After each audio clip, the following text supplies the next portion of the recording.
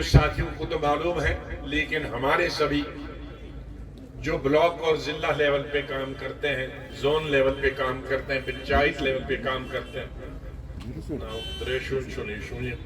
बुखार कोई असर सांस चल।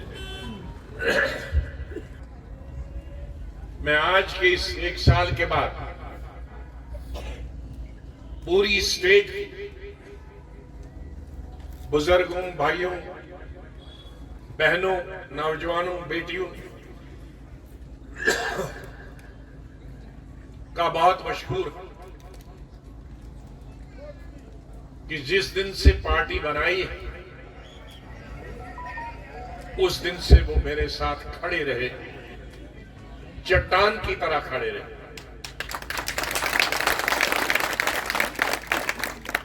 उसके लिए मैं सलाम करता हूं आप सब लोग, पूरी स्टेट के लोग, शहर और देहात के लोग, बड़ों और छोटों का। मैं कभी कभी सोचता था कहीं मैंने गलती तो नहीं, लेकिन जब मैं अंदरूनी इलाकों में जाता हूं, चाहे वो कश्मीर के हों, सूबे के, तो मैंने उनकी तवक्कात मुझसे जो है मुझे हैरानी भी होगी और कभी कभी मैं डरता भी हूं कि जितनी तवक्कात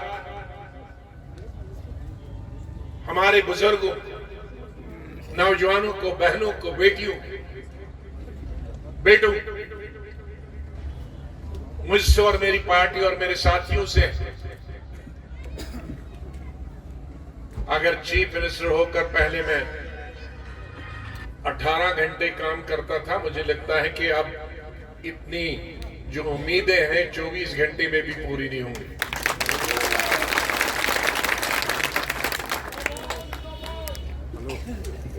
हमारी सियासी मसाइब बहुत बढ़ गए। वैसे तो सियासी तौर पर हमारी रियासत 1947 से ही सियासत का शिकार हुई। किसने अच्छा किया, किसने बुरा किया, उसमें मैं जोर नहीं दूंगा, लेकिन कई सियासी गलतियां हुई जिनकी वजह से रियासत आगे के बजाय पीछे चली गई। पिछले 9 साल से भी एक अजीम सियासी गलती हुई,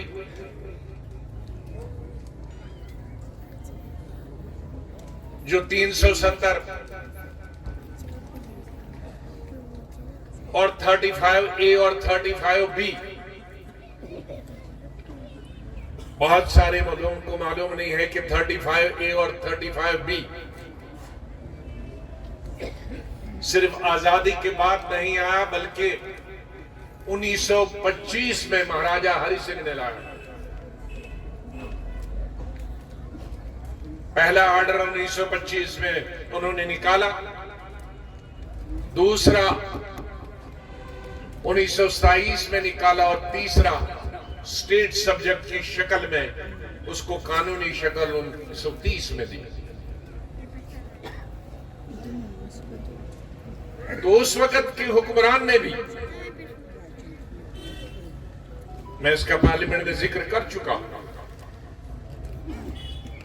कि काश अगर शायद बीजेपी को यह मालूम होता तो फिर शायद नहीं किया होता,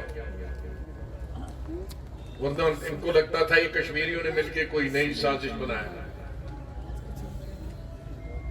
उसका मतलब है कि उस वक्त भी अजान किस वजह से,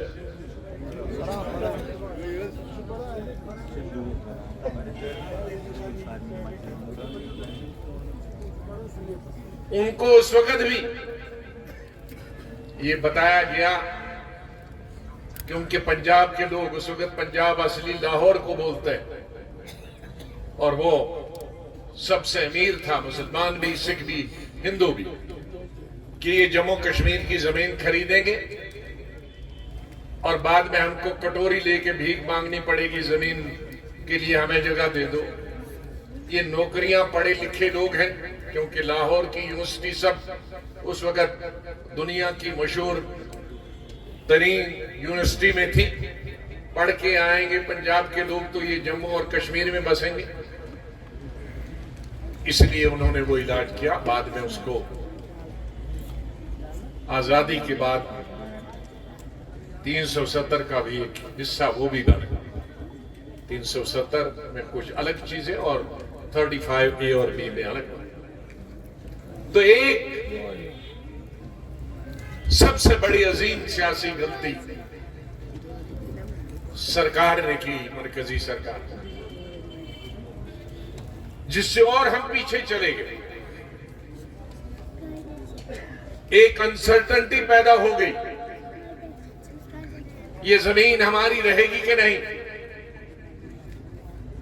कोशिश की, जिसके लिए हमने, सरकार ने कोशिश की उसको छीनने की। मैंने जो कानून बनाया था, पहला कानून महाराजा ने बनाया था, शेख साहब ने उसके बाद बनाया, फारूक साहब ने भी कोशिश की, लेकिन मैंने बड़े पैमाने कहा कि जो जिसमें कब्जा है 20 साल से ऊपर, वो उसकी जमीन हो। लेकिन असेंबली, वो मैंने घर के बैठ के कानून नहीं बनाया था, असेंबली ने पास किया और तमाम सियासी पार्टियां उसमें मौजूद थी, बीजेपी से लेकर नेशनल कॉन्फ्रेंस से लेकर पीडीपी से लेकर, किसी ने उसके खिलाफ वोट नहीं किया। उसका मतलब है कि वो उसमें शामिल था।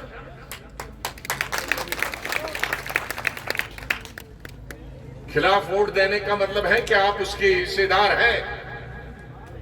वो जमीन भी वापस ली। उनको क्या मालूम, वापस लेने वालों को,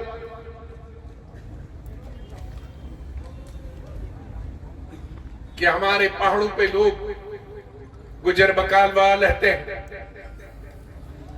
हमारे गांव में लोग, जिसको आज से 20 कनाल थी, अब उसके 50 बच्चे हो गए।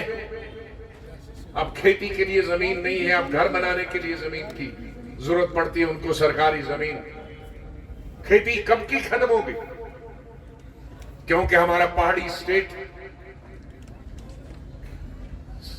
80% तो हमारी जमीन पहाड़ों और जंगलात में, लोगों के लिए कहां।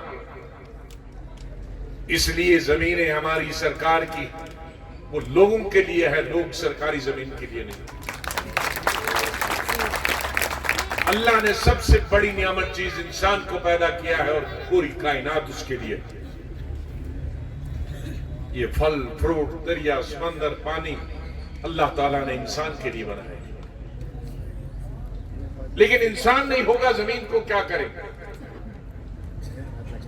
बहरहाल एक वो बड़ा सियासी गलती की, उससे अभी हम जूझ रहे हैं। इलेक्शन का कई सालों से इंतजार कर रहे हैं। सुबह आएगा, शाम आएगा, गर्मियों में आएगा, सर्दियों में आएगा। कई लोग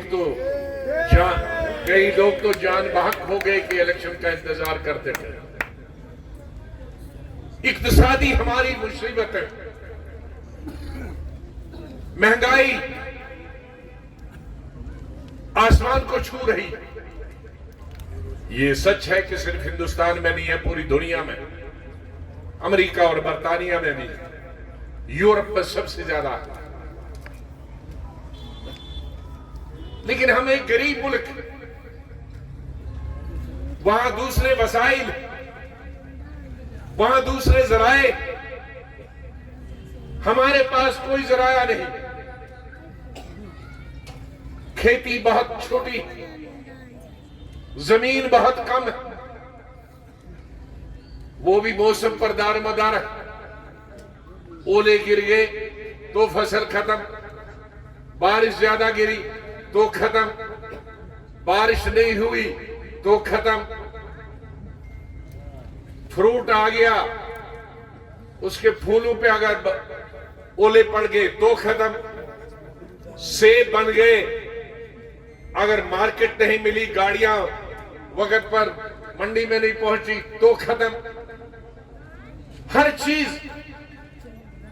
या अपने हाथ में नहीं।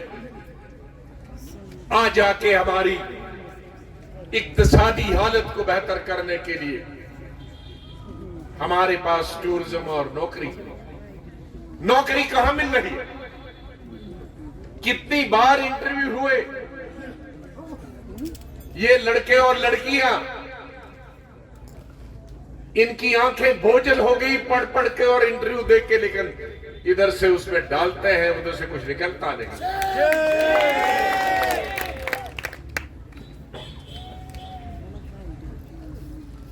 हमारी समाजी प्रॉब्लम है।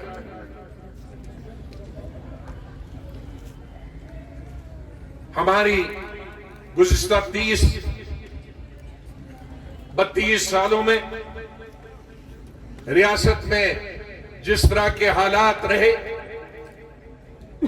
कश्मीर में हो या जम्मू सूबा में हो, शहर में हो या देहातों में हो, उससे कई नौजवान से स्टेट महरूम रही। कई वालिदैन ने अपने बच्चे खो दिए,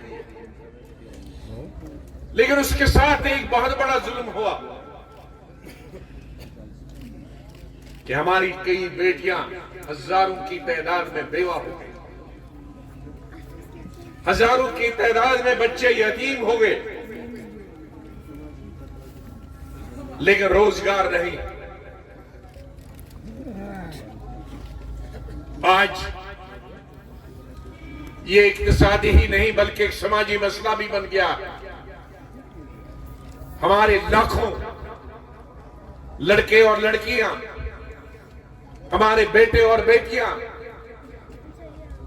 वो आज पढ़ लिख के बीए करके, बीएलएलबी करके, एमए, बीएड, पीएचडी करके बेकार है, बेरोजगार है। उनके वालिदैन के पास जो भी सरमाया था, अब हमारे तो 90-95% गरीब लोग हैं, उनकी मैं बात करता हूं, अमीरों की बात नहीं करता। वो अपने बच्चों को बिजनेस में भी लगाते हैं, तिजारत में लगाते हैं, कारखानों में लगाते हैं, लेकिन 95% इस हमारी स्टेट के लोग, चाहे वो जम्मू सूबा हो, कश्मीर सूबा हो, वो देहात हो, वो शहर हो, वो किसी भी तबके के हो, किसी भी फिरके के हो,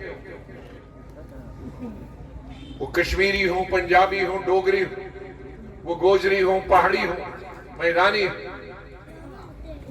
वो गद्दी हो या ना हो, एससी हो या एसटी हो, सबकी एक जैसी मुश्किलात। इस इक्तिसादी और समाजी दलदल से निकलना तकरीरों से नहीं निकलना है, तदबीर बनानी है।